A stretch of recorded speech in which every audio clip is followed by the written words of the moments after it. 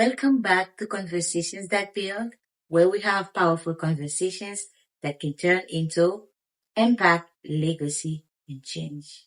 So today I'm annoyed to say it with a powerful woman. She's gonna tell you guys a little bit about herself, who she is. So welcome to the show, and I'm so happy to have you today. Thank you so much for having me on your show. I've been waiting for this for a long time, so I'm glad we're here tonight. Yes, Thank you. Really appreciate it. So tell us who you were, Where am where are you from? Okay, great. So, hi everyone. I am Dr. Joanette Brookes-George. I am a global ambassador. I am a community violence intervention strategist. I am a university professor, I'm a chaplain. I'm several things in the community, but one of my most important roles currently is a principal consultant at Unmute Yourself Incorporated, which is a nonprofit that focuses on disrupting interpersonal violence as it pertains to human trafficking, sexual assault, community gun violence, teen dating violence, as they intersect with domestic violence being the root cause. And we do that work through awareness, activism, and advocacy in the community. Okay. Where I'm from, I'm a child of the Caribbean. Okay. I was born in the U.S. Virgin Islands, lived in the British Virgin Islands, and spent time during my childhood in other Caribbean islands. So that's why I say that I'm a child of the Caribbean. Yes, we are. Yes. Yes. So I'm happy to know that you were helping the community a lot. Thank you. That's very good. So, who were you before the healing journey began, and what moment forced you to confront your reality? Great. So before I answer that, I'll say a little bit more about the organization, where it came from, so they understand what the healing journey is about, right? Yes.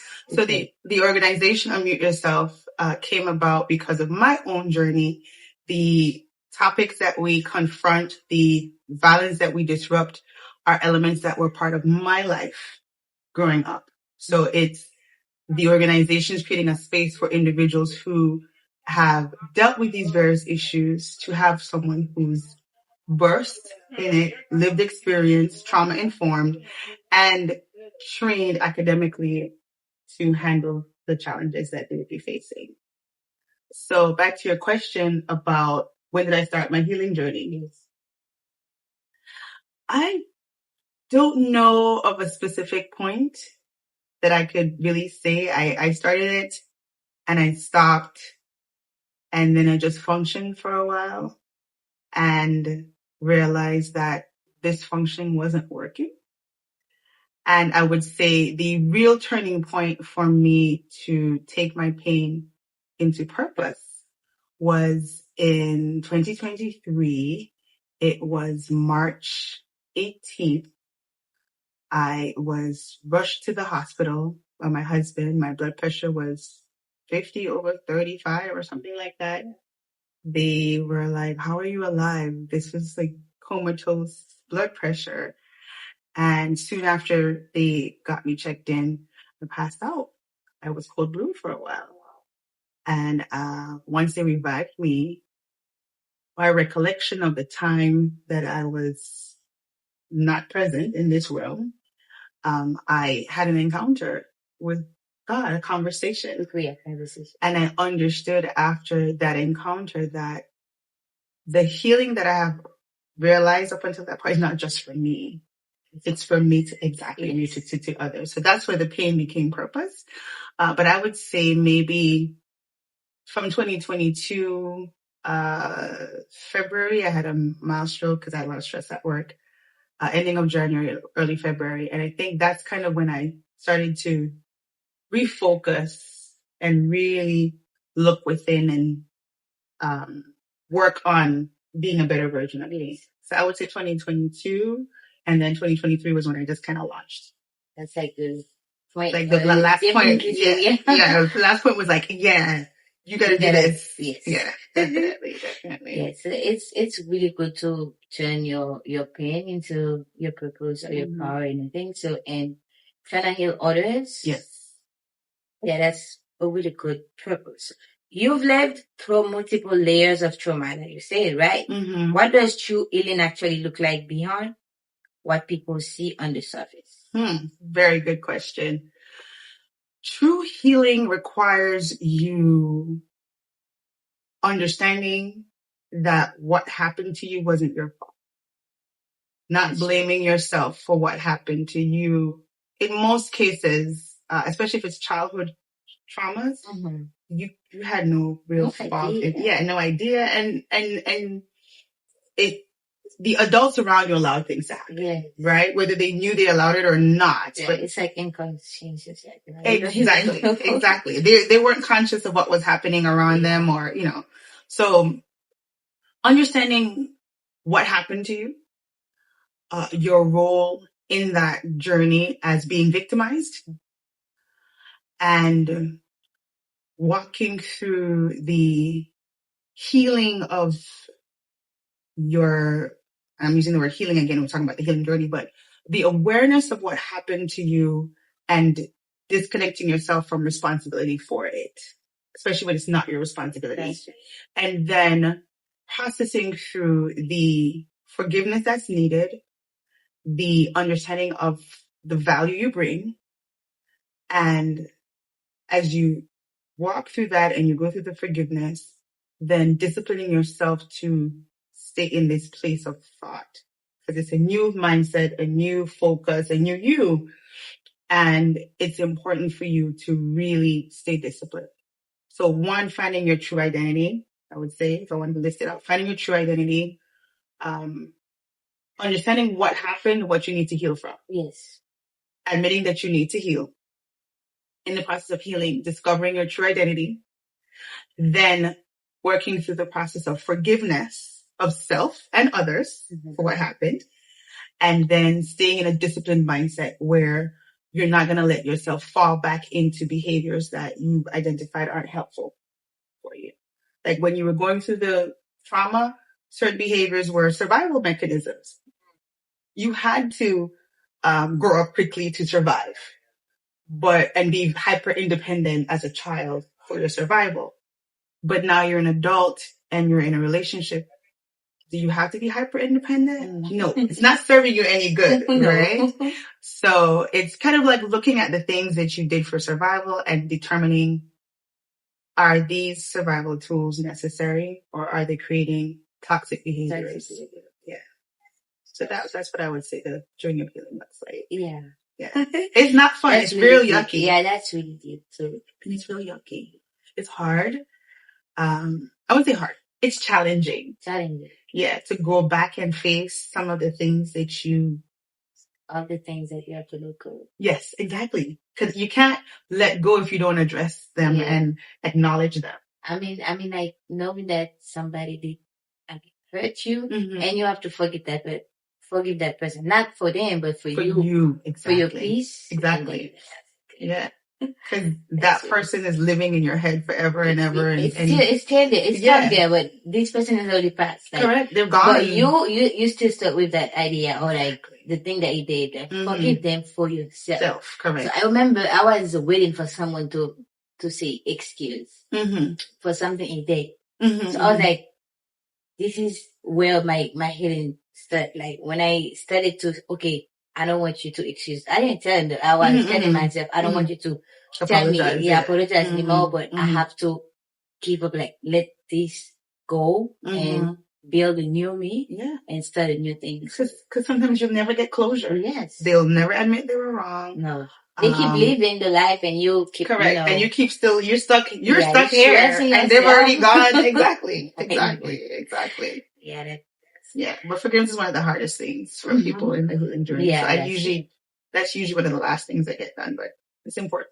Yeah, that sometimes when you saw some verses Bible, they usually was right when they say that. It's really for you. For you, exactly. It's for me. It's definitely for me. It is.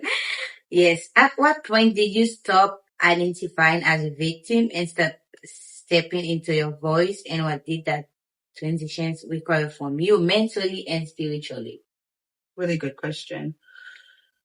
I don't know that I was ever able to really even identify as a victim, because when I reached out for help in my victimized state, I wasn't believed.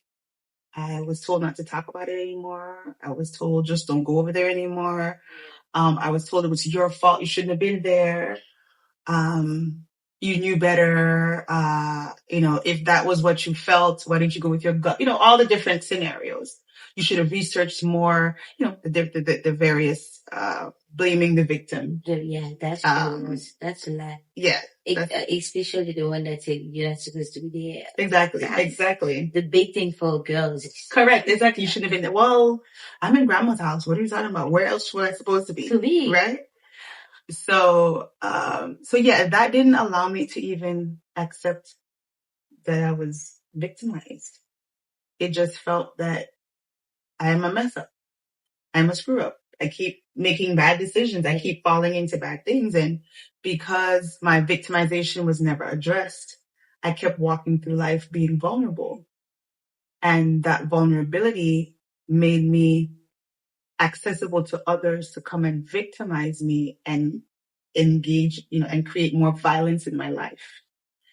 And until I was at a place where I was just reflecting on myself, and I'm like, God, why does this keep happening? Like, why are these things happening to me? What did I do wrong? Right? And it was a moment of revelation where it was like, no, you didn't do anything wrong. Like, I was old enough to really realize, like, as a child, like, what could I have done to stop this adult from, violating me, right? Nothing. So, it was that moment where I started to look within and see my value. And then once I understood my value, I validated myself. And then others started to also, see me as me. And correct. And then I walked in my value. So if you notice, everything I said was V's, right? Mm-hmm. Okay. So within my doctoral work, I worked on a victimization theory as a tool for restoration and healing for survivors. And out of that, I created a model called the vortex of V's, which is the violation, the lack of validation, then more vulnerability, more violence, until someone stops and brings the validation, and then you find your value. So that's called the vortex of V's. Because if you tend to look at people's lives, those who had childhood traumas, childhood issues, it didn't stop in childhood. It continued in teenager, 20 years old, 30 years old, sometimes even as a full, middle-aged adults. They're still dealing with people violating them. So I took the time to research individuals, and I found there was a pattern. So that's what I created the vortex of V's. Yeah. That's so true. I have an idea too, because of like when you were saying about healing, I was like, that's the reason why I wrote my book too. Mm-hmm. I didn't finish it yet, but it's like, I mean, it's a couple chapters, not too much, but it's about my journey, my healing journey. It's called like, she become your own safe place. Yes. That's the exactly. It's a safe place. And yes, so this helped me a lot too. Mm-hmm. And I see the power of healing. Mm-hmm. And I usually go and I say, the way you said it, go breathing and see everything. So you're not responsible for what happened to you when you were a child, but now you become an adult. Yeah. And you have to be responsible for your actions, right? And your responses, because like I said before, behaviors you adopted as a child for survival, you're still behaving as an adult doing these things, and it's creating more problems in your life, and you don't realize it. You're creating a toxic environment because these survival skills are not needed anymore, right? So that's definitely important in healing. That's why you have to heal first from your child trauma. Everything needs to become the safe place for yourself and for people around you too. So definitely. You're gonna be more happy, Yeah, of course. You're not gonna be just being mean all the time. Exactly. Yes. You find that inner peace. The inner peace. Yeah. Many people stay silent because of fear, shame, or conditioning. What would you say to someone who knows they need to speak but they can't? we still can. Okay, good. That's a really good question. What I would say is I am the beat to your drum for transformation. And when I say beat, B says, I believe you. The first time you said what happened to you, I believe you. There's no question. There's no doubt. I believe you. E, my goal is here to educate you and empathize with you and ultimately help you understand what you went through and your role in it. And after I educate you and encounter you with empathy, my next role is to advocate for you and to activate you. When most people say empower, I don't, I say activate. But I'll advocate for you. I will get you connected to those who can help you work through whatever it is that you're battling. And I will activate you in letting you know that you are valuable. You have, yes, and you have strength and resilience because you've survived so much. And then T is for me to take the time to transform you, to help you connect to healing, to take you to whatever resources, get you connected to the resources that are needed for you to get to your healing journey. So that's beat. So that's a good thing that you were doing, because I heard a lot of story that those people, sometimes those successful people, maybe like if they don't have somebody like to talk to, like they die from the child trauma too, because they never have like time for themselves, or they try to like please others, like smile outside to make other people around them feel like great, but for them, deeply inside, they are dying. So that's why one day you just come and see them, they suicide, or even they die of heartache, and heart problems. And it's like it's too much pressure on the inside. And it, that's a good thing. I think healing is the best hard and process. But after that, after this process, the peace that you're gonna have, I'm telling you, it's so worth it. It's so worth it. It's a lot of work, but the peace is so worth it. I remember, I couldn't even sleep. Wow. But now the peace that I found right now, I'm like, oh no, I'm not gonna go like that anymore. Exactly. That's where the discipline comes in, right? The discipline comes in like, I'm not doing that anymore. No. I've already changed from that. Yes. We're not going back there. Yeah. Yes. It feels so amazing. That's awesome. Yes. You work at the intersection of trauma, leadership, and faith. How can someone turn their pain into purpose without bypassing the healing process? Do you think so? No, you cannot. So I talk about that all the time to my mentees in my mentorship program. And I tell them all the time, you can skip a step. You cannot skip a step because you're going to bleed over. You're going to just sit up there bleeding over the audience. It's like, it's going to be just an idea that you are healed, but you're not. But when you get the same situation, you go back to the same thing again. Exactly. Or with leadership, when it comes to leadership, because I do leadership coaching. And I'm a leadership and strategist coach also, out of things I do. Too many things. I know, right? Leadership and impact coach, but it's good. It's good. I work with leaders, people that are in positions, running organizations, running cities, running government agencies, running big corporations. And a lot of times in conversation, I realize you have some childhood wounds that you haven't dealt with. And what usually happens is they're having challenges with their leadership, challenges managing their team. People are leaving often, high turnover, and it comes back to their attitudes, their behaviors, their brokenness as leaders that they didn't address. And a lot of times they tell me, well, I really didn't think that was going to be an issue. I've already I've accomplished this. I've gotten this. You can get 100 degrees. You can get positions and promotions. Yeah. If your healing isn't done and you're still broken, you're going to have problems. Yes. It's not going to, You have to heal first. You have to.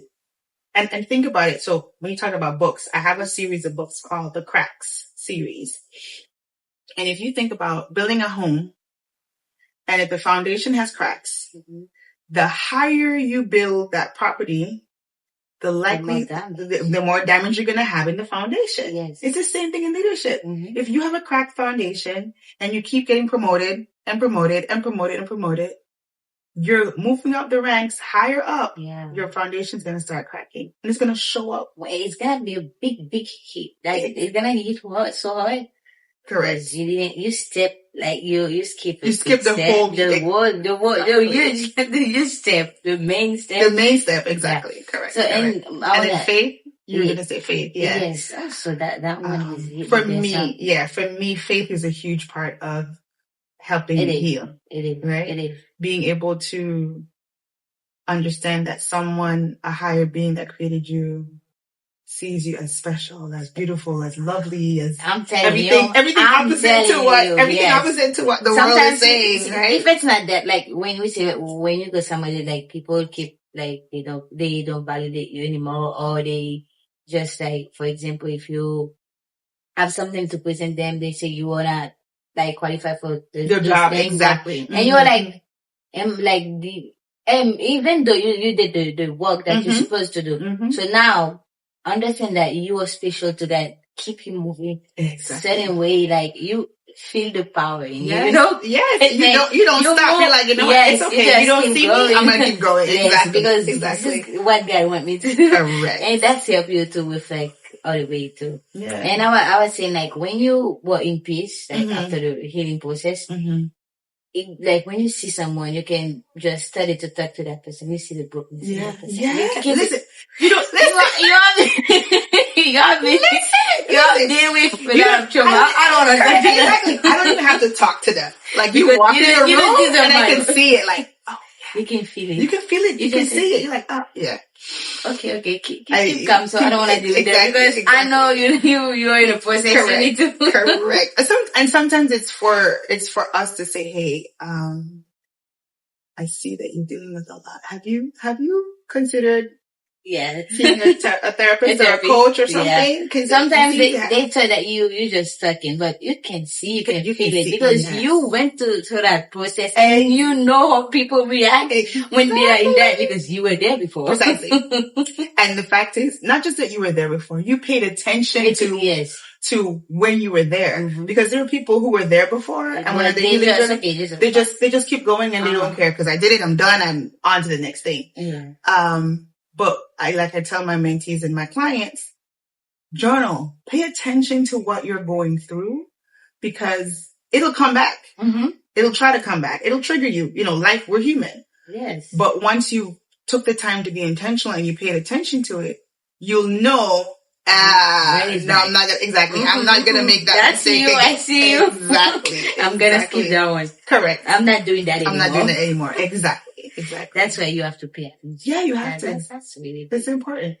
Yeah, like I said, healing is a great, great process. It is. It's worth it. It is worth it. It is worth it. When you're done, you're like, oh, I thought it was really bad, but it wasn't that bad. It wasn't that bad because I go through it feels better now. And now you see the new you. Exactly. Like you have like you shed more layers. confidence. Yes. You're not afraid anymore. You I'm gonna straight there and do what I have to do. And what do I have to lose? Yeah. Nothing. If it didn't work out, it's a lesson. I learned a lesson. I took notes. Move on.